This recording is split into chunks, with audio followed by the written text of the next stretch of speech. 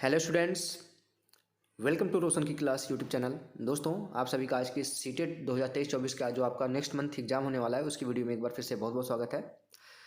आज की इस वीडियो में यहाँ पे मैं आप लोगों को बताने वाला हूँ गणित की शिक्षण विधियों के बारे में। तो आपके ये पेडागोजी वाले सेक्शन में, चाहे वो मैथ का पेडागोजी हो, इसमें कुछ ऐसी शिक्षण विधियों के बारे में मैं बताऊँगा जो आपके अन्य पेडागोजी के सेक्शन में भी आपको काम आएगी। तो कंप्लीट वीडियो देखिएगा। एक एक आप लोगों को शिक्षण विधियों के बारे में अच्छे से एक्सप्लेन किया जाएगा, उसकी अच्छाइयों के बारे में कि उस शिक्षण विधि की अच्छाई क्या है, उस शिक्षण विधि की कमियां क्या क्या हैं, उस शिक्षण विधि की खोज किसने की थी। ठीक है, तो सारी वीडियो देखिएगा कंप्लीट। अगर वीडियो अच्छी लगे तो प्लीज़ वीडियो को देखने के बाद लाइक कर दीजिएगा और अपने दोस्तों के साथ इस वीडियो को शेयर भी करिएगा। और अगर ऐसी वीडियो कंप्लीट सीटेट की तैयारी करना चाहते हैं आप, तो आप लोग को रोशन की क्लास यूट्यूब चैनल को सब्सक्राइब कर लेना चाहिए। नीचे सब्सक्राइब बटन, वीडियो के नीचे देखेंगे तो सब्सक्राइब लिखा होगा, बटन आ रहा होगा, उस पर क्लिक करके सब्सक्राइब कर लीजिएगा। साथ ही साथ बेल आइकन जरूर दबा के रखिएगा। और अगर इस वीडियो की पीडीएफ चाहिए आप लोगों को तो रोशन की क्लास टेलीग्राम चैनल पर जाइएगा, वहाँ से इस वीडियो की पीडीएफ आपको बिल्कुल फ्री में मिल जाएगी। ठीक है दोस्तों, तो चलिए स्टार्ट करते हैं आज की वीडियो। सबसे पहले देखते हैं गणित की शिक्षण विधियों के बारे में कि कौन कौन सी शिक्षण विधियाँ मेन होती हैं यहाँ पे। तो देखेंगे मुख्य रूप से ये शिक्षण विधियाँ होती हैं। सबसे पहले देखेंगे तो आपने मैथ की अगर टीचिंग की होगी, पाठ्य योजना बनाया होगा, तो आपके टीचर ने आपको बताया होगा कि एक होती है आगमन विधि जिसको कहते हैं इंडक्टिव मेथड, दूसरी होती है निगमन विधि जिसको कहते हैं डिडक्टिव मेथड, विश्लेषण विधि होती है, एनालिटिकल मेथड होती है, संश्लेषण विधि होती है। ठीक है, एक होती है प्रयोगशाला विधि जिसको कहते हैं लैब या फिर लेबोरेटरी मेथड। उसके बाद छठवां पॉइंट है अनुसंधान विधि, ह्यूरिस्टिक मेथड। ये काफ़ी इंपॉर्टेंट है, इसके सामने आप स्टार लगा लीजिएगा, काफ़ी बार अनुसंधान विधि से क्वेश्चन पूछा गया है। नेक्स्ट इंपॉर्टेंट है आपका समस्या समाधान विधि जिसको कहते हैं प्रॉब्लम सॉल्विंग मेथड। और लास्ट में यहाँ पे प्रयोजन विधि यानी कि प्रोजेक्ट मेथड आपको देखने को मिलेगा। इसके साथ ही आपके अन्य सब्जेक्टों में जो पेडागोजी के सेक्शन में विधियाँ आती हैं जैसे व्याख्यान विधि हो गई, वो भी मैं आपको इसी वीडियो में बता दूंगा। तो इस वीडियो की स्क्रीनशॉट लेना है कि कितनी कौन कौन सी विधियाँ होती हैं, तो इसको स्क्रीनशॉट ले सकते हैं आप लोग। अब चलते हैं पहले विधि की तरफ जिसको कहते हैं विश्लेषण विधि यानी कि एनालिटिक्स मेथड। तो सबसे पहले जानते हैं कि विश्लेषण विधि क्या होती है। इस विधि में हम अज्ञात से ज्ञात की ओर, यानी कि हमको कोई चीज़ की नॉलेज नहीं होती, वहाँ से हम उस चीज़ की नॉलेज की तरफ जाते हैं। ठीक है, सिद्ध करें कि जैसे एग्जाम्पल के लिए कि सिद्ध करना है कि त्रिभुज के तीनों कोणों का योग दो समकोण के बराबर होता है। यानी कि आप सभी को पता है कि त्रिभुज के तीनों कोणों का योग कितना होता है, 180 डिग्री होता है। ठीक, 180 डिग्री। अब यहाँ पे दो समकोण का मतलब भी तो वही हुआ। दो समकोण त्रिभुज का अगर बात किया जाए, समकोण के बारे में बात किया जाए, तो एक समकोण 90 का होता है, तो दो समकोण किसके बराबर हो जाएगा, 180 के बराबर हो जाएगा। तो ये आपको सिद्ध करना है। तो क्या था, अज्ञात से ज्ञात की ओर गए आप। ठीक, अब यहाँ पे आपने देखा होगा कि ये समकोण के बारे में आपको पता है। अब कुछ बच्चों को त्रिभुज के तीनों कोणों का अंतःकोणों का योग नहीं पता होता, तो अज्ञात से ज्ञात की ओर आप गए हैं। इसका प्रयोग रेखागणित प्रमेय में उसको सिद्ध करने के लिए किया जाता है। अब यहाँ पे इसके गुणों की बात की जाए कि विश्लेषण विधि के गुण क्या हैं। स्वयं समस्या समाधान करने, हल खोजने पर बल देती है, स्थायी ज्ञान उत्पन्न होता है। आप अगर कोई ऐसी चीज़ है जिसकी आपको नॉलेज नहीं है, उसको सीख के आप उस चीज़ को ज्ञान उसका प्राप्त किए हैं, तो आप क्या करेंगे, उस चीज़ को उसको स्वयं करेंगे। जब स्वयं करेंगे तो क्या होगा, वो ज्ञान स्थायी हो जाएगा। यह मनोविज्ञान विधि है जो बालक में अध्ययन के प्रति रुचि उत्पन्न करती है, बालकों में ये रुचि उत्पन्न करती है ये विधि, विश्लेषण विधि। उसके बाद खोज करने की क्षमता विकसित होती है, यानी कि बच्चा खुद से कोशिश करता है इस चीज़ को करने की। दोष क्या क्या है, जब बच्चा खुद से करने की कोशिश करेगा तो समय ज़्यादा लगेगा। छोटी कक्षा के बालकों में ये नहीं यूज हो पाएगा क्योंकि छोटे बच्चे खुद से समस्या समाधान नहीं कर पाते हैं। कुशल अध्यापक की आवश्यकता होती है, एक ऐसे अध्यापक की आवश्यकता होती है जो खुद समस्या समाधान करने में सक्षम हो, कुशल हो, वही ये बच्चों को इस विधि से बढ़ा सकता है। और इसमें क्या है, तर्क शक्ति की जरूरत होती है, इसलिए छोटे बच्चों के लिए ये उपयोगी नहीं है। ठीक है, विश्लेषण विधि। अब दूसरी विधि देखते हैं संश्लेषण विधि जिसको कहते हैं सिंथेसिस मेथड। सिंथेसिस मेथड में यहाँ पे देखिए, यह विधि विश्लेषण विधि की पूरक है, यानी कि उल्टी है। इस विधि में ज्ञात से अज्ञात की ओर जाते हैं, यानी कि आपको नॉलेज है, फिर उस नॉलेज से कुछ ऐसी चीज़ें खोजते हैं जिसकी नॉलेज आपको नहीं थी। इसमें आप देखेंगे कि छोटे छोटे खंडों से जो प्राप्त हमको जानकारी होती है उसको जोड़ के हम प्रयोग करते हैं और अज्ञात चीज़ों की जानकारी प्राप्त कर लेते हैं। एग्जाम्पल आपको समझाता हूँ, उससे आपको समझ में आ जाएगा। एग्जाम्पल है जैसे यहाँ पे बताया गया a बराबर b है, आपको पता है कि a बराबर b है और b बराबर c है। ये दोनों चीज़ें क्या है, ज्ञात है आपको कि a बराबर b है और b बराबर c है। तो क्या है, यहाँ से आप पता चल जाएगा आपको कि a बराबर c हो जाएगा, जो कि ज्ञात नहीं था आपको। तो क्या हुआ, ज्ञात से आप अज्ञात की तरफ गए हैं। ठीक है, जब a बराबर b है, b बराबर c है, तो a बराबर c हो जाएगा। ये अज्ञात था, ज्ञात हो गया। अर्थात ज्ञात बातों का प्रयोग करके अज्ञात की खोज की जाती है। यहाँ पे इसके गुण की बात की जाए, एडवांटेज की बात की जाए, तो यह विधि सरल होती है, सूक्ष्म होती है और क्रमबद्ध होती है। क्योंकि छोटी छोटी जानकारियों का प्रयोग करेंगे क्रमबद्ध तरीके से, तभी अज्ञात चीज़ों का हम जानकारी प्राप्त करेंगे। समस्या का हल जल्दी निकलता है, अर्थात कम समय में समस्या का हम हल निकाल लेते हैं। जब छोटी छोटी चीज़ों को क्रमबद्ध तरीके से जोड़ेंगे तो समस्या का हल जल्दी निकल जाएगा। मंद बुद्धि वाले छात्रों के लिए उपयोगी विधि है, क्योंकि जिस बच्चे की बुद्ध लब्धि कम है तो उसको यहाँ पे हम छोटी छोटी जानकारियाँ देंगे, छोटी छोटी जानकारियाँ देंगे तो उसको समझ में आएंगी। जब छोटी छोटी जानकारियों को जोड़ दिया जाएगा उसको, तो उसको बड़ी जानकारी पता चल जाएगी। ठीक, ज़्यादातर गणितीय समस्याएं इस विधि से हल की जाती हैं। अगर दोष की बात की जाए तो ये क्या है, रटने की प्रवृत्ति पर बल देता है, जो कि आपको अपने बच्चों के अंदर प्रवृत्ति नहीं डालनी होती है। रटने की प्रवृत्ति का अन्वेषण क्षमता यानी कि खोज करने की प्रवृत्ति नहीं होती है, इसमें विकसित नहीं हो पाती। अर्जित ज्ञान जो होता है, हम इससे जो ज्ञान प्राप्त करते हैं वो अस्थायी नहीं होता है, वो अस्थायी होता है। ठीक है, तो ये इसकी कमियां हैं। अब आता है आपका सबसे इंपॉर्टेंट विधि, दो हैं जो आगमन विधि और निगमन विधि। पहले देखते हैं आगमन विधि, जिसको कहते हैं इंडक्टिव मेथड। इस विधि में पहले छात्रों के सामने उदाहरण रखे जाते हैं। आगमन, आ से याद रखिएगा, आ मतलब पहले। इसको याद करने की एक तरीका बता रहा हूँ बस। आगमन है, आ है, तो उसको पहले उदाहरण देते हैं। पहले हम किसी चीज़ का उदाहरण देते हैं, फिर उस उदाहरण से हम उसके नियम को बताते हैं बच्चों को। ठीक है, इसमें तीन कार्य इसके होते हैं, देख लीजिए। विशिष्ट से सामान्य की ओर, ज्ञात से अज्ञात की ओर, यहाँ पे स्थूल से सूक्ष्म की ओर। ठीक है, विशिष्ट से सामान्य की ओर, ज्ञात से अज्ञात की ओर, स्थूल से सूक्ष्म की ओर। ये तीन चीज़ें होती हैं किसमें, आगमन विधि में, जहाँ पे उदाहरण पहले बताया जाता है, फिर उस उदाहरण का प्रयोग करके नियम बताए जाते हैं। अब इसके गुण के बारे में बात करें तो यह एक वैज्ञानिक विधि है, स्वयं से कार्य करने के कारण अधिक स्थायी होती है, व्यवहारिक और जीवन में लाभप्रद होती है। इसके द्वारा बालक में स्वयं कार्य करने की क्षमता का विकास होता है। ठीक है, यह छोटी कक्षाओं के लिए उपयोगी होती है। पहले बच्चों को उदाहरण बताएंगे तो वो अच्छे तरीके से उस चीज़ को समझ पाएंगे। इसके द्वारा बालक में गणित के प्रति रुचि बनी रहती है। अगर इसके दोषों की बात की जाए, डिसएडवांटेज की बात की जाए, तो यह धीमी विधि है जिसमें समय अधिक लगेगा। सीधी सी बात है, पहले उदाहरण देंगे बच्चों को, एक एक उदाहरण देकर समझाएंगे, फिर उसके नियम को बताएंगे तो ज़्यादा समय लगेगा। अधिक परिश्रम करना पड़ता है, अधिक सोच की आवश्यकता होती है।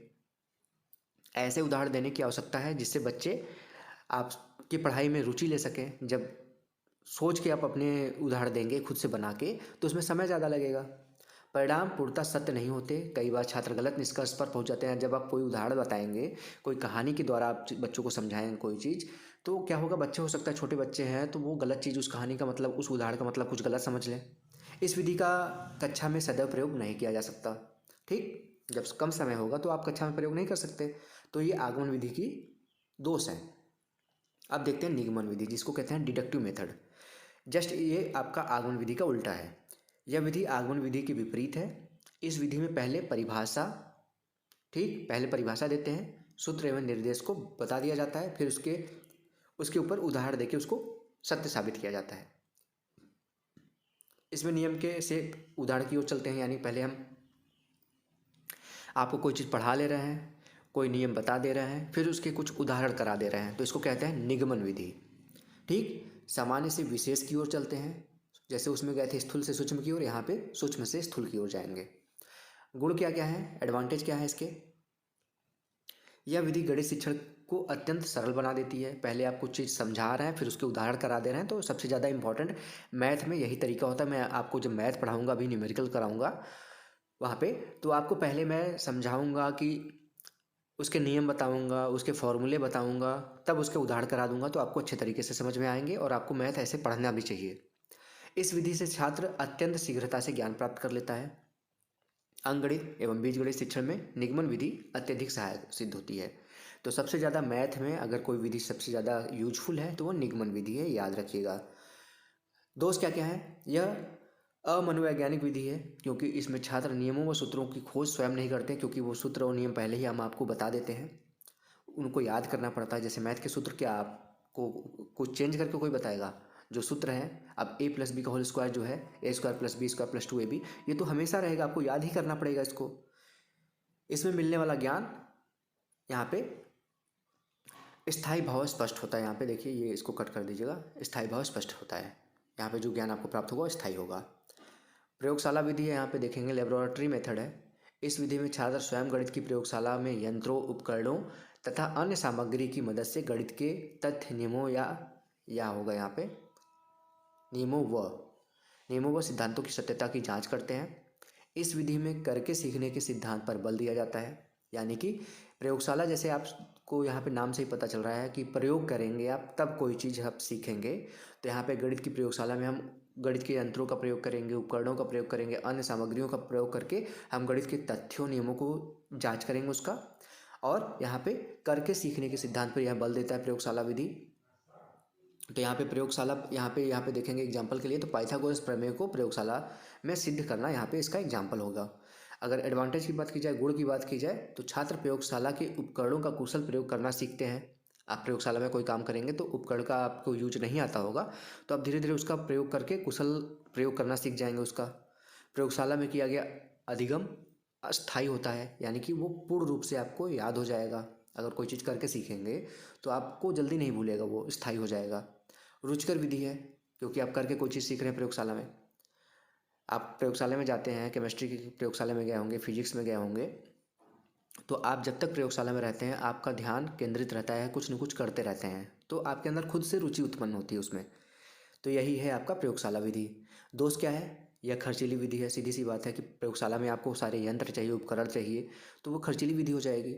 यह छोटी कक्षाओं के लिए उपयोगी नहीं है, क्योंकि छोटे बच्चे उपकरणों को सीखने की जगह खेलना यहाँ पे शुरू कर देते हैं उसके साथ। कम संख्या वाली कक्षाओं के लिए उपयोगी में हो सकता है, क्योंकि प्रयोगशाला में हम सामग्री जो होती है वो लिमिटेड संख्या में रख सकते हैं, 2 4 10 रख सकते हैं, क्योंकि खर्चीली होती है सामग्रियाँ। तो यह क्या है, छोटी कक्षाओं के लिए, जिसमें छात्रों की संख्या कम हो, उसके लिए उपयोगी होती है बस। अब अगला है यहाँ पे अनुसंधान विधि, जिसको कहते हैं ह्यूरिस्टिक मेथड। इंपॉर्टेंट है, इसको याद रखिएगा। ह्यूरिस्टिक का कई बार शब्द का यहाँ पे पूछ लिया गया कि उसका अर्थ क्या होता है, तो ग्रीक शब्द है ह्यूरिस्को, इससे लिया गया। इसका अर्थ होता है मैं खोजता हूँ। ठीक है, मैं खोजता हूँ। यहाँ पे आर्मस्ट्रांग ने इस विधि की खोज की थी। किसकी? अनुसंधान विधि, जिसको ह्यूरिस्टिक मेथड कहते हैं। आर्मस्ट्रांग, मैं खोज करता हूँ, इसका अर्थ होता है ह्यूरिस्टिक का। ह्यूरिस्टिक शब्द से स्पष्ट है कि यह विधि स्वयं खोज करके या अपने आप सीखने की विधि है। इस विधि का प्रयोग विज्ञान के लिए भी किया जाता है। इस विधि में शिक्षक किसी विषय वस्तु के बारे में सीधे सीधे नहीं बताता, बल्कि प्रश्नों द्वारा छात्रों को स्वयं खोजने को कहता है। इस विधि में छात्र निष्क्रिय श्रोता होगा यहाँ पे। ठीक है, श्रोता मात्र ना होकर स्वयं अन्वेषण या आविष्कारक बन जाता है, यानी कि खुद करके सीखेगा ह्यूरिस्टिक मेथड में, अनुसंधान विधि में, तो क्या होगा, खुद आविष्कारक हो जाएगा। ठीक है, आगे देखते हैं इसके गुण के बारे में। एडवांटेज है इसके, इस विधि द्वारा छात्र में तर्क करने की क्षमता, कल्पना, चिंतन, निरीक्षण, तुलना आदि का विकास होता है। गणित शिक्षण में यह विधि बहुत लाभदायक है। जब अनुसंधान करेंगे आप, खुद से कोई चीज़, किसी का सूत्र पर वहाँ पर डिराइव करेंगे। यह विधि छात्रों को ज्ञान की खोज करने में स्थायी यहाँ पे स्थिति में रखती है। यह विधि छात्रों को स्वयं गणित कार्य करने हेतु प्रेरित करती है और स्वाध्याय की आदत का निर्माण करती है। इसमें छात्र स्वयं अन्वेषण यहाँ पे बन जाता है। यहाँ पे दोषों की बात कर रहे हैं, तो यहाँ पे दोस्त यहाँ पे हैं। यह विधि यदि ये केवल असाधारण बुद्धि वाले छात्रों के लिए उपयोगी है, क्योंकि साधारण बुद्धि वाले स्वयं अन्वेषण नहीं कर सकते, चिंतन नहीं कर सकते उस लेवल का जितना करना होता है। यह विधि छोटी कक्षाओं के लिए अनुपयोगी है, क्योंकि आप जैसे आप सभी को पहले बता चुका हूँ, छोटे छात्र जो होते हैं उनकी यहाँ पे चिंतन शक्ति का विकास अभी नहीं हुआ रहता, तो उनके लिए ये लाभदायक नहीं है। यह विधि छात्रों को गलत नियम, निष्कर्ष अथवा सिद्धांतों तक पहुँचा सकती है, क्योंकि गलत तरीके से सोच लिए तो गलत निष्कर्ष निकल जाएगा उसका, क्योंकि बच्चों का मस्तिष्क जो है वो परिपक्व नहीं होता है, वे अपनी गलती को समझ नहीं पाते हैं, इसलिए इसमें इसकी समस्या है। अब समस्या से ही अगला यहाँ पे विधि का नाम है समस्या समाधान विधि, यानी कि problem solving method. Problem solving method का यहाँ पे खोज किया था जॉन डीवी ने। इस विधि में शिक्षक छात्रों के सामने एक समस्या रखता है और छात्रों को समस्या को हल करने के लिए अपने विचार व सुझाव रखने को बोलता है। कोई क्वेश्चन पूछ लिया आपने बच्चों से और क्वेश्चन के बाद बच्चों से बोल देंगे कि इस क्वेश्चन का आपको हल खुद से करना है, इस पे विचार करिए, इस पे सुझाव एक दूसरे से साझा करिए। तो क्या होगा, छात्र अपने तर्क एवं निर्णय से उन समस्याओं को सुलझाने का प्रयास करेंगे। समस्या बालक के जीवन से संबंधित होनी चाहिए। इस विधि में समस्या सरल होती है, तभी तो छोटा बच्चा उसको उसका समाधान सोच पाएगा। यह विधि करके सीखने के सिद्धांत पर कार्य करती है। जो करके सीखने के सिद्धांत पर कार्य करती है वो विधि बहुत ही अच्छी होती है। तो गुण क्या है, यह विधि वैज्ञानिक ढंग से आगे बढ़ने की प्रेरणा देती है। इस विधि में छात्र स्वयं क्रियाशील होते हैं क्योंकि छात्र खुद सोचते हैं समस्या का समाधान। छात्रों में समस्या समाधान की योग्यता का विकास होता है। दोष क्या है, यदि समस्या कठिन हो तो छात्र उस विषय के प्रति यहाँ पे रुझान है उसका कम हो जाएगा, क्योंकि उसका समस्या समाधान तो निकाल ही नहीं पाएगा वो। यदि समस्या की भाषा सरल ना हो तो छात्रों में यहाँ पे उसकी रुचि में कमी आ जाएगी। रुचि होगा यहाँ पे, ठीक है, रुचि में कमी आ जाएगी। समय अधिक लगता है इसमें, क्योंकि समस्या देंगे आप, फिर बच्चा उसको सोचेगा, बच्चा जब सोचेगा उसका समाधान तो उसमें समय ज़्यादा लगेगा। अगली है प्रयोजन विधि, जिसको कहते हैं प्रोजेक्ट मेथड। ये भी काफ़ी इंपॉर्टेंट मेथड है। इस विधि का प्रयोग सर्वप्रथम किलपैट्रिक ने किया था। इस विधि में संपूर्ण कार्य को योजना बनाकर किया जाता है। इसमें किसी भी समस्या के समाधान के लिए छात्र स्वयं अपनी तर्क शक्ति के द्वारा कार्य करना तथा उसका हल कर सकता है। यानी कि इसके लिए क्या होगा, प्रयोजना बनाना पड़ेगा। यानी कि कोई समस्या है, उस कार्य को पूरा करने के लिए आपको सीटेट पास करना है। तो आप अगर प्लान नहीं कर रहे हैं, प्रयोजना नहीं कर रहे हैं उसका, तो आप सफल नहीं होंगे। इसलिए सबसे पहले आप सीटेट अगर पास करना चाहते हैं, एग्जाम्पल दे रहा हूँ मैं आप लोगों को, अपने पर्सनल मत लीजिएगा इस चीज़ को। सीटेट अगर आपको पास करना है, ठीक, तो आप डेली क्लासेस लीजिए, कम से कम 1 से 2 घंटे तो डेली सीटेट के लिए स्पेशली क्लासेस लीजिए। उसके नोट्स बनाइए, प्रीवियस ईयर के पेपर सॉल्व करिए, प्रैक्टिस सेट लगाइए, ठीक है। और जो सब्जेक्ट आपका अच्छे से तैयार है उसको और अच्छे से तैयार कर लीजिए। कोशिश करिए कि 30 में से आप 27 28 नंबर आए आपके एक सब्जेक्ट 2 सब्जेक्ट में, तब जाके आपके अच्छे नंबर आएंगे सीटेट में। ये तरीके होते हैं। तो हर एग्ज़ाम को पास करने की कोई ना कोई योजना बनानी पड़ती है। उस योजना को अगर आप बना ले रहे हैं, उसको फॉलो कर ले रहे हैं अगले 1 महीने तक, तो आप पास हो जाएंगे। गुण क्या है, छात्र में क्रियात्मक और सृजनात्मक शक्ति का विकास होता है। छात्रों में निरीक्षण, तर्क और निर्णय लेने की क्षमता का विकास होता है। डिसएडवांटेज क्या है, दोष क्या है, इसके प्रयोग से सभी पाठों को पढ़ाया नहीं जा सकता, क्योंकि सभी पाठों के लिए यहाँ पे प्रयोजना नहीं बनाई जा सकती, ठीक, इसलिए सभी पाठों को नहीं पढ़ाया जा सकता। ये हो गया मैथ की आपकी विधि। अब व्याख्यान विधि लेक्चर मेथड है, देख लीजिए। लेक्चर मेथड जैसे नाम से आपको पता है, यह शिक्षण की सबसे प्रचलित विधि है और सबसे पुरानी विधि है। इस विधि में एक शिक्षक किसी विषय या समस्या के बारे में व्याख्यान देता है। व्याख्यान तर्कपूर्ण, व्यवस्थित तथा आकर्षित होना चाहिए, तभी बच्चा उस पर ध्यान केंद्रित करेगा। इस विधि में प्रश्न उत्तर तथा उदाहरण का प्रयोग किया जाता है। गुण क्या है, यह विधि विषय को पढ़ने की सबसे सरल विधि है। इसमें छात्रों का ध्यान विषय पर केंद्रित होता है। दोष क्या है, इस विधि में छात्र निष्क्रिय होता है, क्योंकि जो कार्य करना होता है वो शिक्षक करता है, यानी कि जो छात्र होता है वो कुछ कार्य नहीं करता, बस सुनता है, श्रोता होता है, इसलिए निष्क्रिय होता है।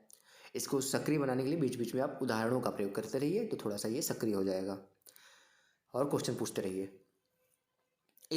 यह विधि करके सीखने पर बल नहीं देती है। शिक्षक आपको सिखाएगा, वो आपको सीखना पड़ेगा। इसमें इंडिविजुअल डिफरेंस पर ध्यान नहीं दिया जाता। जब कोई बच्चा आपकी क्लास में हो सकता है कि उसकी बुद्धि लब्धि 90 हो सकता है 80 बुद्धि लब्धि हो सकता है 110 हो, तो उससे क्या है, सब बालों की बुद्धि लब्धि अलग अलग है, उनका विकास अलग तरीके से हुआ, अलग परिवेश में हुआ है। तो क्या है, जो व्याख्यान विधि होती है वो सबको एक समान रख के हम व्याख्यान देंगे। ऐसा तो नहीं कि इस बुद्धि लब्धि वाले को हम अलग तरीके से पढ़ाएंगे, इसको अलग तरीके से पढ़ाएंगे, इसको अलग तरीके से पढ़ाएंगे, सबको हम एक साथ पढ़ाएंगे। तो हम बच्चों का क्या है, इंडिविजुअल डिफरेंस का ध्यान नहीं देते हैं, जैसा जो है उसको उतना ही देते हैं। चाहे वो अच्छा बच्चा हो पढ़ने में, चाहे वो मंद बुद्धि बालक हो, सबको हम एक समान पढ़ाते हैं। ये कमी है इसकी व्याख्यान विधि की। खेल विधि है जो सबसे ज़्यादा लाभप्रद होती है छोटे बच्चों के लिए। इस विधि में शिक्षक को संपूर्ण ज्ञान खेल के माध्यम से देता है। इस विधि को फ्रोबेल, आपसे कई बार क्वेश्चन पूछा है खेल विधि का, यहाँ पे किसने खोजा था, तो फ्रोबेल ने खोजा था खेल विधि यानी कि प्लेवे मेथड। इसका नाम हेनरी कोल्डवेल कुक ने रखा था। इस विधि में शिक्षा को पूर्ण रूप से खेल केंद्रित बनाया जाता है, खेल खेल में सिखाया जाता है। गुण क्या है? सभी छात्रों की यहाँ पे छात्रों की खेल में स्वाभाविक रुचि होती है। जाहिर सी बात है, सभी छोटे बच्चे हैं तो उनको खेलने की आदत तो बचपन से रहती है, इसलिए इसमें बच्चों का मन लगा रहता है। इस विधि द्वारा बच्चों का सर्वांगीण विकास होता है। खेल खेल में उनका शारीरिक विकास भी होता है, मानसिक विकास भी होता है और बौद्धिक विकास तो होता ही है। यह विधि करो और यहाँ पे करके सीखने के सिद्धांत पर आधारित है। दोष क्या है? कुछ बच्चों में शारीरिक शिथिलता के कारण इस विधि में कठिनाई होती है। अगर कोई बच्चा किसी रूप से अपंग है तो उसको ये खेल विधि में थोड़ी सी दिक्कतें आएंगी। ठीक है, इस विधि का यही एक दोष है। तो दोस्तों ये था आज का यहाँ पे गणित शिक्षण की विधियाँ। आपको कंप्लीट मैंने बताया, एक एक चीज़ समझाई है आपको। अगर वीडियो अच्छी लगी हो तो प्लीज़ वीडियो को लाइक करिएगा और ऐसी वीडियो डेली बेसिस पे देखने के लिए रोशन की क्लास यूट्यूब चैनल को सब्सक्राइब कर लीजिएगा। नीचे सब्सक्राइब लिखा हुआ बटन आ रहा होगा, उस पर क्लिक करके सब्सक्राइब कर लीजिएगा और डेली बेसिस पे आपको सीटेट की क्लासेस प्रोवाइड की जाएंगी बिल्कुल फ्री में। तो फ्रेंड्स मिलते हैं नेक्स्ट वीडियो में, तब तक के लिए आप सभी का बहुत बहुत धन्यवाद। जय हिंद, वंदे मातरम।